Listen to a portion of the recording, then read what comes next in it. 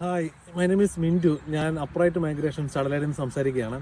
അപ്പോൾ ഓസ്ട്രേലിയയിലോട്ട് നമ്മുടെ നാട്ടിൽ നിന്ന് എങ്ങനെ നേഴ്സസിന് വരാൻ പറ്റും, അതിൻ്റെ ഒരു സ്റ്റെപ്സ് വളരെ സിമ്പിളായിട്ട് പറയാൻ ഉദ്ദേശിക്കുകയാണ് ഈ വീഡിയോയിൽ. ആദ്യം തന്നെ ബാച്ചിലർ ഓഫ് നേഴ്സിംഗ് ആയിരിക്കണം. അങ്ങനെയുള്ളവർക്ക് മാത്രമേ ഇങ്ങോട്ട് ഓസ്ട്രേലിയയിലോട്ട് വരാൻ പറ്റുള്ളൂ. അല്ലെങ്കിൽ ജനറൽ നേഴ്സിംഗ് ആണെങ്കിൽ അവർക്ക് ബാച്ചിലർ ഓഫ് നേഴ്സിംഗ് കമ്പാറ്റബിൾ ആക്കാനായിട്ടുള്ള ബ്രിഡ്ജിങ് കോഴ്സ് ചെയ്യണം. ഫസ്റ്റ് നിങ്ങൾ ബാച്ചിലർ ഓഫ് നേഴ്സിംഗ് കംപ്ലീറ്റ് ചെയ്ത് കഴിഞ്ഞാൽ എക്സ്പീരിയൻസിൻ്റെ ആവശ്യമൊന്നുമില്ല.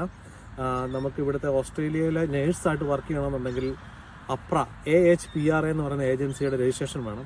അപ്പോൾ അതിന് ആദ്യം ഡോക്യുമെൻറ്റ്സ് സബ്മിറ്റ് ചെയ്ത് കഴിഞ്ഞിട്ട് നമ്മൾ NCLEX R എന്ന് പറയുന്നൊരു എക്സാം ഉണ്ട് നേഴ്സസിൻ്റെ, നിങ്ങൾക്ക് എല്ലാവർക്കും അറിയാവുന്നൊരു എക്സാമാണ്. അത് കംപ്ലീറ്റ് ചെയ്യണം. അത് കംപ്ലീറ്റ് ചെയ്ത് കഴിഞ്ഞ ശേഷം ആ എക്സാം കംപ്ലീറ്റ് ചെയ്തതിന് ശേഷം വേറൊരു പ്രാക്ടിക്കൽ എക്സാംസ് ഓസ്ട്രേലിയയിൽ വന്നിട്ട് അറ്റൻഡ് ചെയ്യണം, ഒരു ക്ലിനിക്കൽ എക്സാമിനേഷൻ. അത് അഡലേഡിലും മെൽബണിലും ഉണ്ട്. അതിൻ്റെ പേര് ഓസ്കി എക്സാമാണ്. ഓസ്കി ആ എക്സാം കഴിഞ്ഞ് കഴിയുമ്പോഴത്തേക്കും നമുക്ക് പിന്നെ രജിസ്ട്രേഷൻ കിട്ടും. അത് കഴിഞ്ഞിട്ട് പിന്നെ നമുക്ക് അൺമാക്ക് സ്കിൽ അസസ്മെൻറ്റ് ചെയ്യാം. പിന്നെ വേറൊരു കാര്യം ഇവിടെ പറയാൻ മറന്നുപോയത് ഇംഗ്ലീഷ് ലാംഗ്വേജ് റിക്വയർമെൻ്റ് ആണ്. അപ്പം ഇംഗ്ലീഷ് ലാംഗ്വേജ് റിക്വയർമെൻറ്റ് ആദ്യം തന്നെ വേണം. അപ്പം നമ്മുടെ നാട്ടിലെല്ലാവരും എനർജി വേസ്റ്റ് ചെയ്യുന്നത് നമ്മൾ OET B ഈച്ച് കിട്ടാനായിട്ടാണ്. പക്ഷേ ഞാൻ പറയുന്നത് നിങ്ങൾ OETയുടെ പറയാതെ PTE പഠിക്കും. PTE മച്ച് മോർ ഈസിയറാണ്. OET B കിട്ടുന്നതിനെക്കാട്ടിലും വളരെ എളുപ്പത്തിൽ നിങ്ങൾക്ക് PTEയിൽ 65 ഈച്ച് സ്കോർ ചെയ്യാൻ പറ്റും. Thank U.